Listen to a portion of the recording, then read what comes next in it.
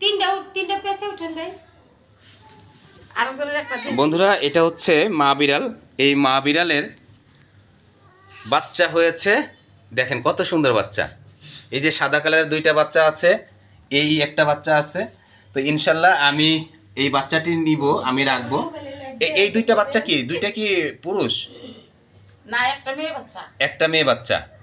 এখন এই দুইটা সাদা বিড়ালের ভিতরে একটা মেয়ে বাচ্চা আছে, এই মেয়ে বাচ্চাটা দিয়ে দিবেন নাকি? হ্যাঁ, মেয়ে বাচ্চা দিয়ে দেবো। একটা আপনার তো আবার ওটা ট্যাপ করব। আচ্ছা, এই দুইটা সাদা বিড়াল এখন আছে। এই দুইটা সাদা বিড়ালের ভিতরে একটা মেয়ে বিড়াল আছে। এই বিড়ালের বাচ্চাটি আমরা দিয়ে দিতে চাই। যারা বিড়াল পালতে আগ্রহ প্রকাশ করেন কিংবা বিড়ালকে ভালোবাসেন, তারা এই মেয়ে বিড়ালটি নিতে পারেন অবশ্যই। দেখেন কত সুন্দর,